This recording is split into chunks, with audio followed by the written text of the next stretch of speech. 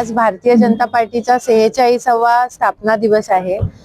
श्यामाप्रसाद मुखर्जी, पंडित दीनदयाल उपाध्यायजी, सन्माननीय लालकृष्ण अडवाणीजी, वाजपेयीजी यांनी भारतीय जनता पार्टी स्थापन करून एक भारताला लोकशाही बळकट करण्यासाठी एक चांगल्या पक्षाची स्थापना इतक्या वर्षांपूर्वी केली आणि ती हजारो कार्यकर्त्यांच्या समर्पणाने, त्यागाने आज भारतीय जनता पार्टीने इतकं वटवृक्षाचं स्वरूप धारण केलेलं आहे। मी आजच्या दिवसानिमित्त सर्व नागरिकांना, भारतीय जनता पार्टीच्या सर्व कार्यकर्ते पदाधिकाऱ्यांना मनापासून शुभेच्छा देते।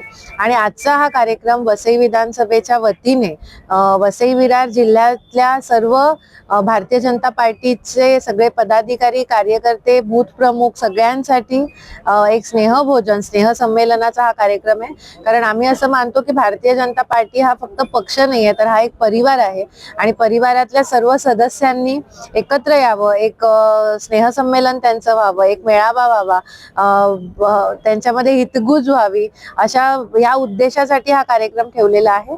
आणि महाराष्ट्राची लोकधारा, आपल्या उमेळमांचाच ग्रुप आहे, आपले सगळे इथले स्थानिक कलाकार आहेत, ते महाराष्ट्राची लोकधारा हा कार्यक्रम सादर करणार आहेत। आणि तो कार्यक्रम बघता बघता आम्ही सर्व कार्यकर्ते, पदाधिकारी, भारतीय जनता पार्टीचे सर्व परिवाराचे सदस्य एकत्र स्नेहभोजनाचा आस्वाद घेऊन हा आजचा दिवस आम्ही साजरा करतो। रांगोळी देखील आज स्थापनानिमित्ताने करण्यात आली, काय त्या रांगोळीच्या माध्यमातून? आपली वसईतलं नायगाव मधलं जुचंद्र हे रांगोळीसाठी प्रसिद्ध असं गाव आहे। तिथे अनेक खूप छान कलाकार आहेत।